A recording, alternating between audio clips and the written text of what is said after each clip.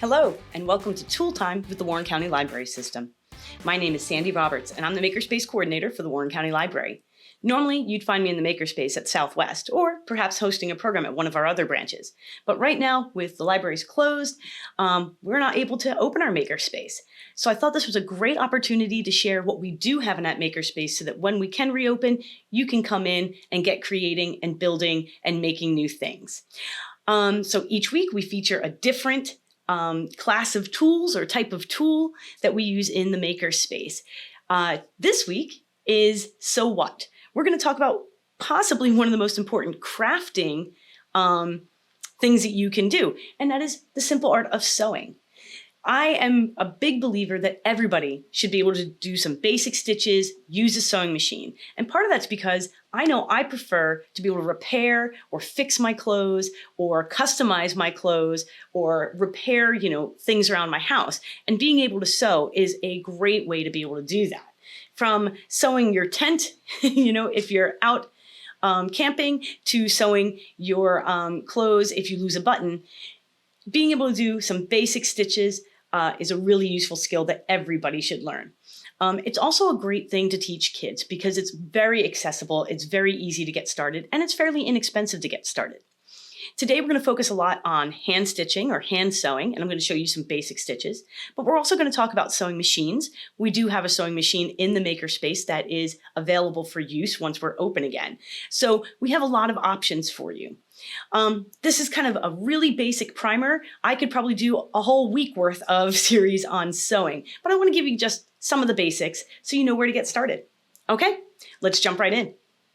All right, so let's talk about some safety things that we need to know, a little bit about hand sewing, a little bit about sewing machines, the basics of thread, and then some of the other things you can do beyond those basics. Okay, let's get started with safety. Safety first. What's the most important tool? Yes, I say this every week. You are the most important tool. You need to protect yourself so that you can keep on making. So wear your protective gear, stay alert, practice awareness, and always follow safety rules. Sometimes it's easy to think of sewing as not something very dangerous because people have been doing it for an awfully long time. But especially when you're using a sewing machine, it is very possible to injure yourself. And trust me, it's not pleasant to get your finger caught in that needle there. So take the time to be safe. Saving a few minutes is not worth a permanent injury. And especially when it comes to sewing, rushing usually means your results are not what you might like. So if you're going to sew something, take the time to do it right and protect yourself. Okay. So a couple of things to know. We don't fool around when we're sewing. This is not a time to be, running around or anything like that. We are working with sharp objects, scissors, rotary cutters, seam rippers, needles, pins. We want to use them carefully. We want to use them properly. For more information about using blades, rotary cutters, scissors, take a look at last week's episode called Don't Cut and Run. It's all about using sharp items. Never put pins or needles in your mouth. This is something that you'll see in every old-time movie.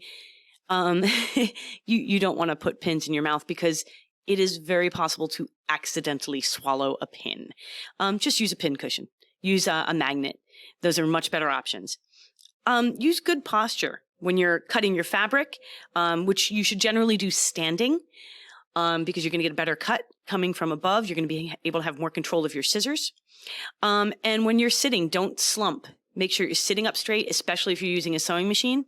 Part of this is because sewing can put a lot of strain on your shoulders and your neck, and you don't want to end up giving yourself an achy head or an achy neck or back after sewing for a while.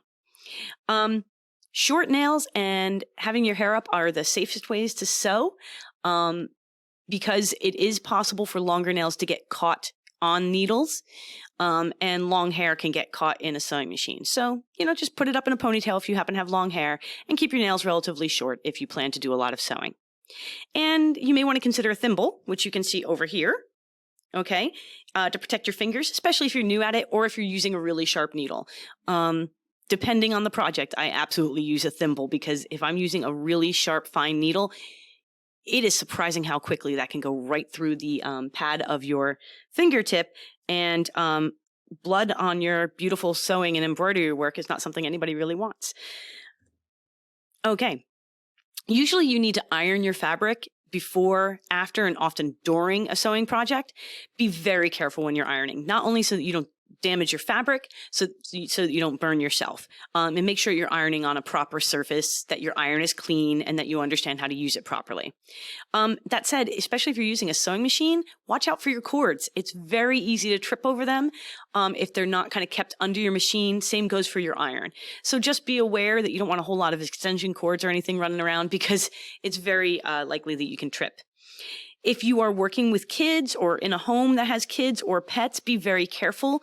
I know I can speak from experience that I have one cat that just loves the sound of my sewing machine, and I have to be very aware of where he is because he has jumped up on that sewing machine before, and we do not want to hurt our pets, and we don't want to hurt our kids either. So if you're going to work with kids, make sure they understand the safety rules before you get started. Younger kids can certainly sew. My kids were both sewing at 5, and they both used the sewing machine, but they need to understand how to do it safely. Maintain your equipment. I'm going to say this every week for every piece of equipment. Keep it clean, keep it sharp if it needs to be sharpened, make sure it's stored properly. Your needles, make sure that they're stored properly. Keep a magnet around. Same with your pin. You don't want to use dirty equipment. You don't want to use rusted equipment, and you don't want to use dull equipment when you're sewing. Slow down and stay alert. The number one way to get injured when sewing is to not be paying close attention while you've got the sewing machine going. It takes a second to turn away from that needle and end up with your finger injured. So take it slow, focus on your work, stay alert, and you're going to end up with a much better project and a lot less injury. So focus really is vital to getting a good sewing project. It is something that you want to kind of be giving your full attention to. The other thing is take a break when you need it. And I find that this happens to me every year with Halloween costumes. It'll be like midnight or 1 a.m. and I'm trying to get something finished, and I'm ripping out the seam for the 15th time because I'm just tired, and it's not worth it. Set it aside, come back to it the next day. Just give yourself plenty of time in advance to get things done if possible. And anyone who's ever done any kind of theater costumes or Halloween costumes or anything like that, you've probably had those late nights, and it's really important to take a break so that you don't ruin your project. Okay, let's move on to hand sewing. So, knowing basic hand sewing techniques lets you quickly make repairs and do small projects. Sometimes it's just not worth it to take out the sewing machine. I'll be totally honest. And there are sometimes that hand sewing is just going to give you a better result. Often you can do decorative stitches a little bit easier. Sometimes you can get into tiny little areas that you may not be able to get into with a sewing machine. And frankly, things like any kind of upholstery, you're pretty much going to have to hand sew. Like I have a leather seat that I had to get out the leather needles and hand stitch because I can't get that onto a sewing machine. So knowing how to do it is really useful. The other great thing is hand sewing can go anywhere. I keep a sewing kit in my purse like many people do, and that means that wherever I am, I can make a quick repair. Same thing with camping. I camp a lot, and we tent camp. And you know what? I've had plenty of times we have camped through hurricanes where I had to get out that sewing kit and make repairs. And it's good because I can throw that right into my toolbox and I'm always safe. Hand sewing is also inexpensive and easy to get started. So for, $30, you can be outfitted with all the basic materials and some thread and get going. So it's not a heavy investment to get started with. Okay, let's start with threading our needle. Some tips to make it easier, because especially for those of us that maybe are a little bit older, I know I need to put on my glasses when I want to thread a needle these days. But work against a white background instead of a dark background or a busy background, and it'll make it easier to see the eye. This is the eye of the needle. Okay, so you're going to put your thread through that eye of the needle. Different types of needles will have different size eyes. So that's another thing. If you know that maybe your eyesight isn't great or you're new at this, you can get yourself a needle with a wider or longer eye, which will make it a little bit easier. When you cut your thread, make sure that you use sharp scissors, not dull ones, and cut it kind of a 45-degree angle. That will give you an unfrayed end to put through the needle. And you can also stiffen that thread with a little bit of water, by using a little saliva. Or they do make little boxes of wax that you can just run that thread across. But the goal is just to stiffen it and kind of get it to stick together so it fits through that that eye a little bit easier. And you'll see if you've ever watched anyone sew, especially hand stitch, you have definitely seen them do the whole thread in their mouth real quick. And that's what they're doing. If you do have difficulty doing it, they sell a wide variety of needle threader tools, from inexpensive, 50-cent versions to much more expensive versions. You can also use tweezers. There are tools out there to make it easier. And I do keep a threader around now. It's just faster. I will show you how to use one a little bit later. Okay, speaking of needles, there are so many types of needles. So many types of needles. You're going to want to start with a variety pack of what are called sewing sharps. And they're kind of different lengths, slightly different eye widths, and kind of different diameters. So needles are sold basically by how long they are, how thick they are, and the size of the eye. Because different types of thread for different types of projects will need different eyes, and heavier fabrics will need a thicker, heavier needle. So in general, the larger the size number, okay, the smaller the needle, and therefore the finer that needle is for thin or delicate fabrics. But if you get a variety pack of sewing sharps, that's a great place to start. It will have kind of a gambit that will get you through everything from, maybe like a silky kind of material through denim in one little set. And you just want to make sure you keep them kind of organized. Then you get into all kinds of specialty needles. There are lots of them. Like this is a tapestry. This is a leatherworking needle or an upholstery needle. There are tapestry needles, which tend to and embroidery needles, which have longer and wider eyes because they use thicker material. Then you've got, this is kind of your classic sharp down here. You'll see that there are some that have like little indentations on the top. You can really get into it as you develop your skills. But like I said, variety pack of sewing sharps, that's going to be 90% of what you need to get started. Now, basic stitches, and I'm going to go over some of these, but kind of the most common that you're going to use, at least starting, is a running stitch, okay? And as you can see, it's just kind of like little dashes, right? You can use this for most projects. It's very handy for shortening clothing, for adding a quick hem, adding a patch to your scout uniform or anything like that. So running stitch, one to have in your arsenal. It's a good quick fix. A based stitch is very similar. It's basically just a running stitch, but it's longer and it's sewn so that it can be removed. So that's what a basting stitch is used. And usually what somebody will do is if they're costume making or if they're working on finer clothing, they will baste pieces of fabric together and then go back with a sewing machine to attach them more in a more strong way or with a better finish. So, but a basting stitch is great. It's really useful. I can't tell you the number of times in high school that there were prom issues and a quick baste fixed, a gown or fixed a hem in the ladies' room. So it's a good one. And then the back stitch is a really strong, reliable stitch. It's very similar to the running stitch, and I'll show you how to do that. But it can be used on seams. So this is a good one that if you're, stuck with canvas torn out of camping. I know I keep going into this, but it's summer, it's camping season. You can use it to replace a zipper. The back stitch is just a little bit stronger, so it's really great. This invisible ladder stitch is a good one to learn as you kind of develop your skill. And then the whip stitch is also really great. That tends to be used, these two stitches are used when you're taking fabric together, like maybe the bottom of a pencil bag, that kind of a thing. So they can be really useful that way. And then things like the blanket stitch here, this is used to kind of give something a finished edge, literally like a blanket. It's a little more decorative, but another good one to know. All right, sewing machines. Sewing machines, so many different types of sewing machines out there, many different companies. Singer, very popular brand. Brother, also very popular brand. Research your machine before you buy one. Okay, really know what you plan to use the machine for. And you can go and talk to people at a place like Joann's to get a little more information before you purchase. But you really, you don't want to spend a ton of money on a machine that has features you may never use. A good couple of basic stitches, Honestly, I look for something that's easy to thread because I don't feel like spending all my life trying to thread a machine. And I like something that's a little lighter weight because it tends to travel with me.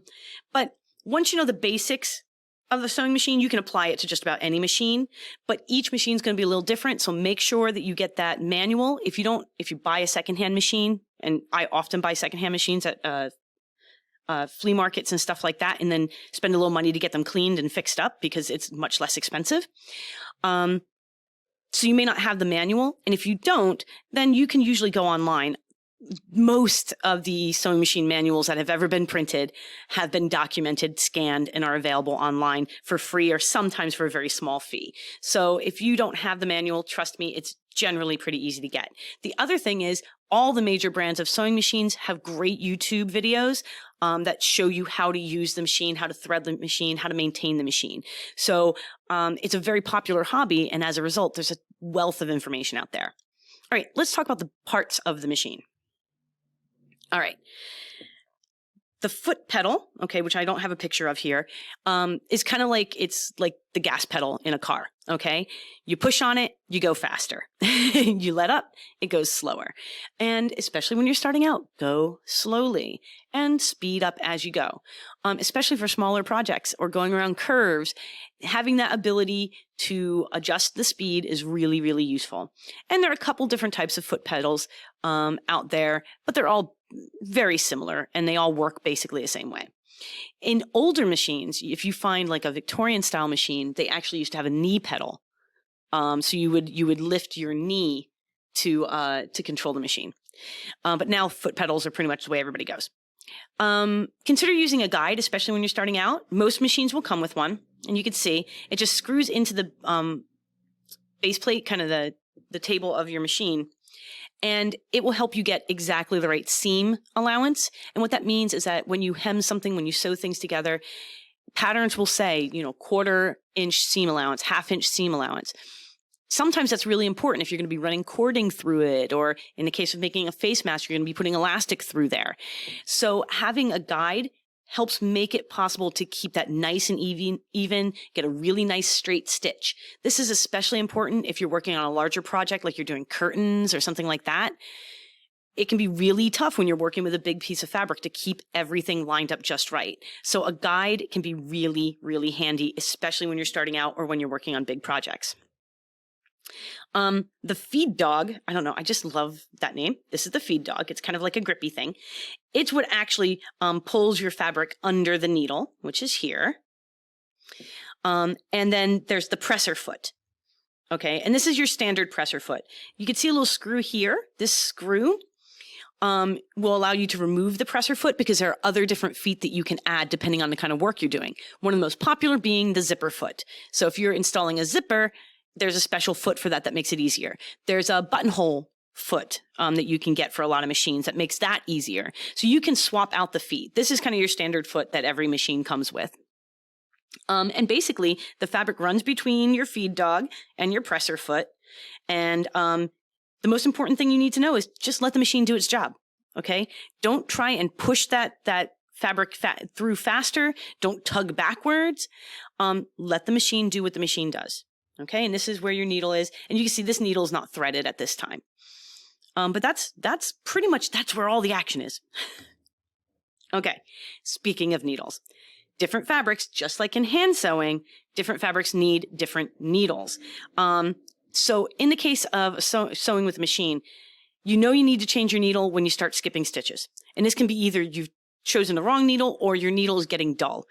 You definitely want to make sure you're using the right needle for the right fabric because it is possible to break a needle, and a fast-moving broken needle can be dangerous. Okay, so use the right needle for the job. Make sure it's nice and sharp. Swap out your needle as soon as you notice it. Maybe you're skipping stitches. The weight and the type of the fabric are pretty much what you need to figure out. And if you aren't sure what needle you need, when you're getting your fabric, or if you've already got your fabric, bring it with you. I like to go to Joann's, but there are lots of other great fabric places. But take the fabric with you and just ask and just say, this is what I'm planning to use. What do you recommend? That way you know you're getting the right thing. There are also specialty needles, but you can see here, like jeans denim needs to have a really sharp point. Stretch, you don't want a sharper point because a sharp point will literally puncture and stretch and damage the fabric. So this universal is kind of somewhere in between. And honestly, a 5-pack of universal needles made for your particular machine will get you many, many projects completed. Okay, threading the machine. Doing this for the first time feels really confusing. You will get used to it. I still sometimes have to go back and watch the video for my machine. And part of that's because I have like 3 or 4 different machines. So I'm always forgetting like what the special tricks are for each individual machine. But you're going to have a vertical spool pin, and that's where you're going to put your spool of thread. Okay, that's what we call it.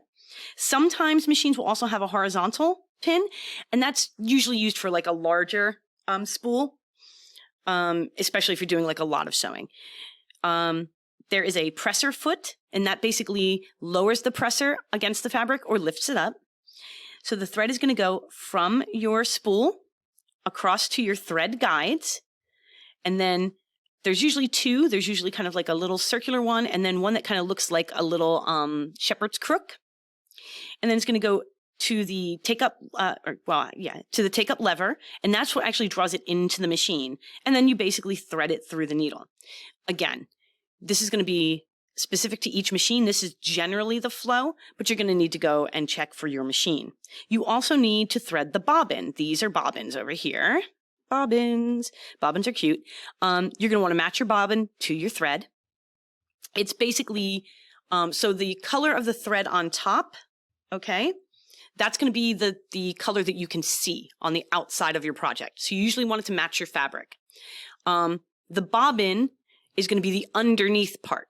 So usually you match your fabric, but you don't necessarily have to because you aren't always going to see that. So sometimes for certain projects, you may use a bobbin thread specifically, and it may not match, but it's made to be a little thicker to give you a little extra durability.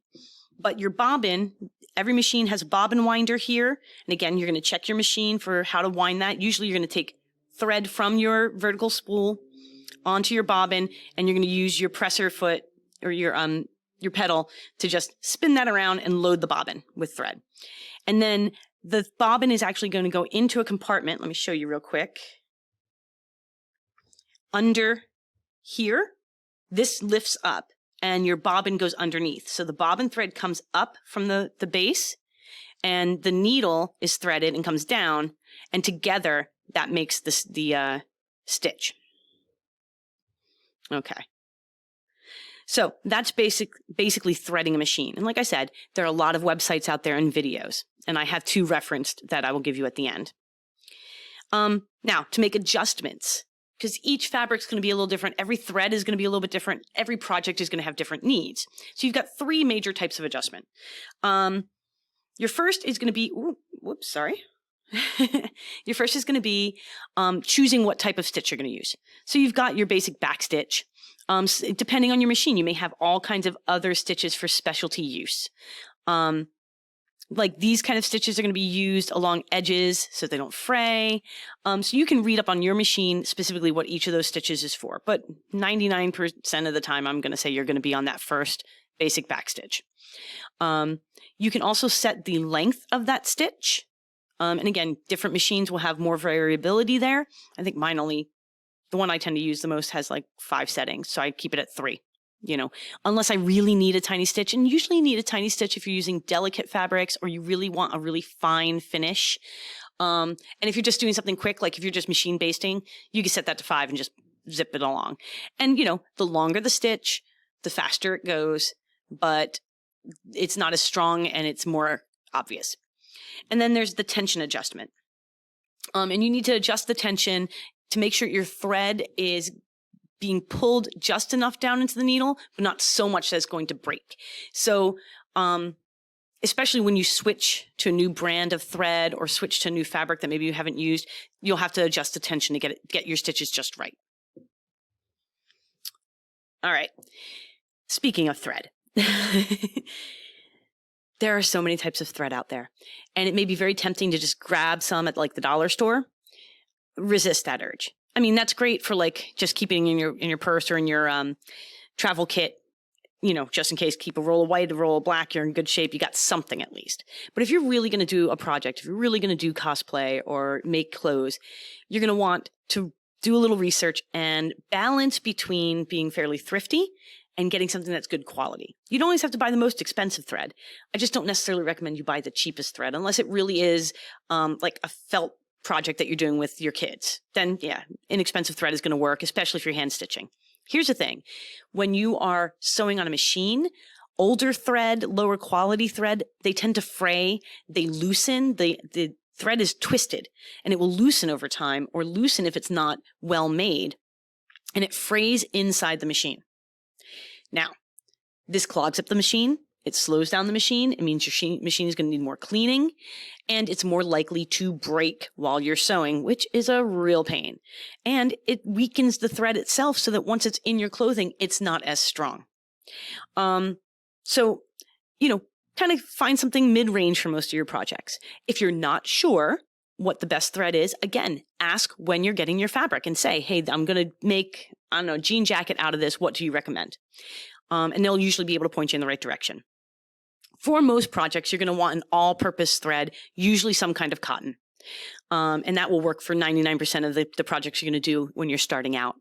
You can get silk threads. You can get polyester threads. You don't necessarily have to get cotton thread for cotton and polyester thread for polyester. It really comes down to what you're planning to do with the thread and what kind of a project you're planning to make. So start off with a good mid-priced all-purpose thread in a color that you like. And if you're not sure, get yourself a white and a black, and that's going to be a good start for a lot of projects. All right, beyond the basics. So we've kind of talked about the basics of sewing, but wow, there's a lot more. So I'm just going to kind of briefly introduce you to some new things that you might be able to do as you develop your sewing skills. The first one is kind of my favorite, embroidery. I've been embroidering since I learned to cross stitch in 4th grade in an after-school club. And it's a very relaxing pastime. It is something that people have been doing for literally hundreds of years.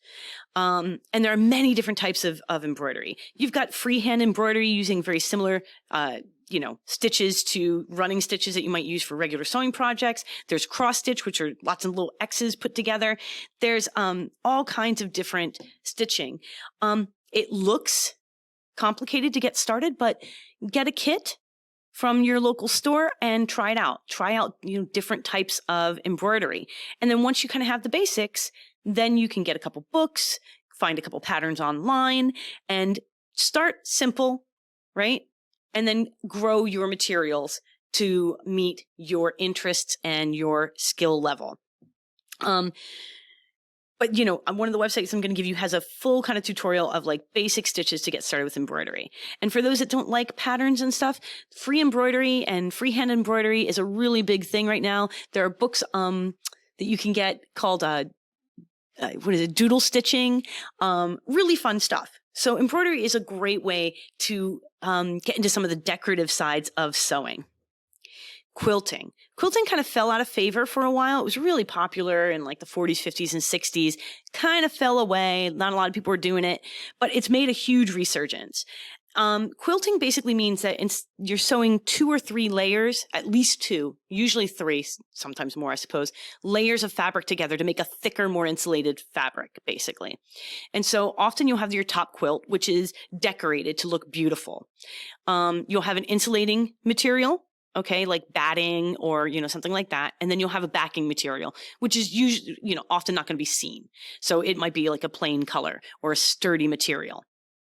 There are specific quilt stitches that are used to decorate the front and to hold the quilt together. Because if you don't stitch through all of it, that insulating fabric is going to ball up and bunch up and is not going to be useful. So quilting stitches are not just there to look pretty. They're also designed to hold those layers together.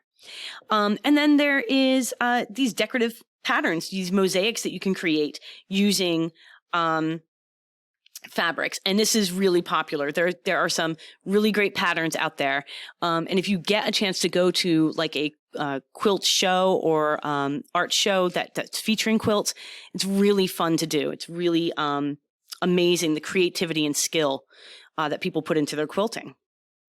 Applique is a technique where you take small pieces of fabric and attach them to large pieces of fabric in a decorative pattern.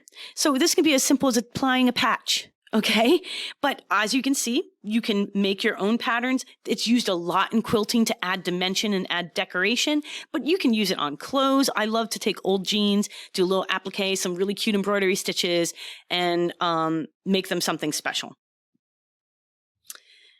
All right, now more on machines, because the basic sewing machine is just one type of machine.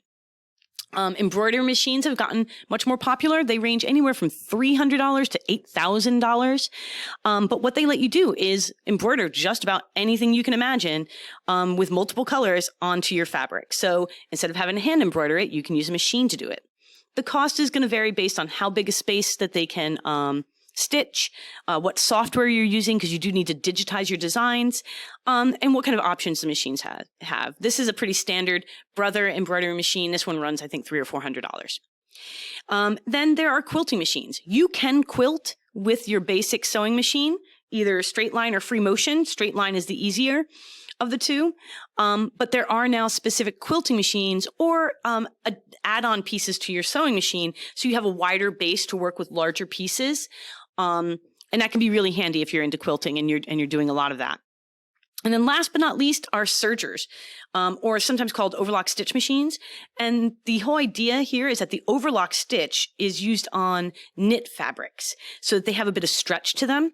So sergers are great if you're really getting into a lot of clothes making, but it is an expensive machine, you know. And basically, you're going to use anywhere from 3 to 5 spools of thread, as you can see here, which are all overlocked to make that. If you've ever taken a t-shirt, take a look at the hem on the bottom. That's an overlock stitch. And that's what a serger allows you to do. It's a great machine if you really get into making clothes. All right. And this is one of my other favorite things. And I tend to do these in classes. And the idea is sewn circuits, where basically you use a conductive thread that's embedded with nickel or silver. And you can actually sew lights, LEDs, sensors, motors, sounds, even small microprocessors that have been made for fabric into your projects. And so you can mash up technology and crafting. I've seen jackets that have GPSs in them. I've seen clothes that lights up to match the constellations in the sky. And then sometimes it's just fun to make a cool blinky bracelet. So sewn circuits are kind of a neat mashup that we're seeing more and more of right now. And it's a really fun way to use a traditional skill. All right. Our references for today are the Spruce Crafts. This is a great website for all crafting things. Really well laid out, good photos, really well explained, lots of details. And they have a great section on sewing, like lots of stuff on sewing, quilting, applique, embroidery, all of it. And then WikiHow. Okay. WikiHow is a great place to go. Because on WikiHow, you can find individual sewing machines and you can put in how to thread my Singer and it will tell you exactly how to do that. So very, very helpful website for those kinds of specifics. All right, so that's kind of our basics. Let's take a look at some techniques. Okay, so these are actual items that we have in the Makerspace in our hand sewing kit. So we have, a variety pack of our needles, like I mentioned. We've got a couple different pairs of scissors, larger ones for cutting fabric, smaller ones for cutting thread. Some basic thread. We have a bunch of different thread. I'm just going to use a basic black today on some white felt to show you a couple quick stitches. And this is the needle threader that I mentioned before. So I'm going to go ahead and pull out a needle, and this just rotates. I don't know if you can see, it's got like a little hole. You just rotate it to match up. And I'm just going to, there we go. So I've got my needle. So this comes in a nice little pack. Now I'm just going to cut myself a piece of thread. You don't want to cut yourself too big a piece of thread to start with. I'm just going to kind of do about a yard of thread, a couple feet of thread, because it'll twist up on itself. So Let's see if I can zoom in a little bit for you. So there we go. Now let's see, can I do this without the needle threader? I don't think I can today. Maybe. Nope. We're going to go ahead and use it. So what you do is you see the eye of the needle. You're just going to put the wire of the threader through that eye. Now you've got a much bigger space to work with, right? Then you're just going to feed your thread through there and pull it through the eye of your needle. Easy. So you've got your tail here. Depending on the project you're doing, you may decide to just tie a knot in one thread or in both. It really depends on the project and depends on how thick you want your thread. For now, I'm just going to go ahead and tie it off. A little double knot works just fine. Okay, so cross it. In you go, like that. I usually do that twice to make sure I've got a good knot on there. Some folks are really talented at this and they can do this all with just rolling the thread along like one finger. My mom was able to do that. I've never been good at it. All right, let's widen this out just a little bit. Okay, so basic running stitch. You come up from behind. I'm using a black thread on white so that you can see. And then I'm going to go just a little distance and down into the fabric again. And then I'm going to try and come up in a straight line about the same distance as my stitch. So I want the space between the stitch to basically match the length of the stitch. Okay, and then I'm going to go back down again, and that's basically all it is. And that's a running stitch. Your goal is to try and make each of your stitches equal, okay? And depending on your project and how fine you need to be, you may make these smaller and closer together or wider and further apart. On the opposite side, you will have stitches on the opposite, in between the stitches that you can see on the front. So this is really useful, for just quick projects. And in fact, if you go back through our YouTube account, in June, I did a really cute pouch made out of an old tie, and we used a running stitch for that. So if you want a project to start on, that's a great one. So that is how easy a running stitch is. Now, back stitch, you come up. It's basically the same as a running stitch, but you're going to literally go back to the start of the previous, or the end of the previous stitch, okay? And come up again. Whoop. Come up a little further out, like that, and go back. A little further out, and you're going to go back. And so you can see the difference. This was our running stitch where you kind of have a stitch every other spot. In the back stitch, you've got a more consistent stitch, and that's why the back stitch is stronger. Okay, because you're literally putting in twice as many stitches, essentially. So it takes a little longer, but especially for certain things when you want to join them together, you're going to want a back stitch to give yourself a little bit more space there.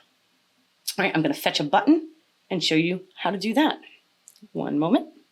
Okay, so grab the button, and you're going to get, there are different types of buttons out there. Some have 2 holes, some have 1 hole, some have what's called a shank in there on the back. That's a little different to sew on, but this is your standard button. So you're just going to hold it. See if I can make sure you can see what I'm doing here. It's a little tough, I know. Zoom in a bit here. Okay, let's see if I can catch enough light. So you're just going to position your button, come up through 1 hole, okay, down across like that. And then you're going to make a little X. Come up the other side and down. And you're going to do this 5 times, 10 times.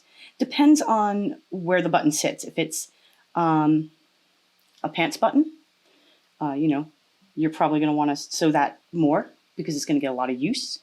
If it's a, more of a decorative button, you don't have to go as crazy. So you're just going to keep on going and doing that X over and over and over again until it's nice and tight. You want to try and get as close to the center of the button as you can. You don't want to waste a lot of thread because it'll wobble around on you. So you want to get kind of close to the center of the button. That takes a little practice sometimes, but you can see that's easy enough to do.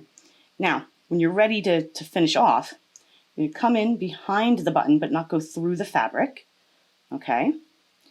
And you're gonna wrap your thread around the back of the button a couple times, and then go down and back. And this is where I can show you how to finish your project.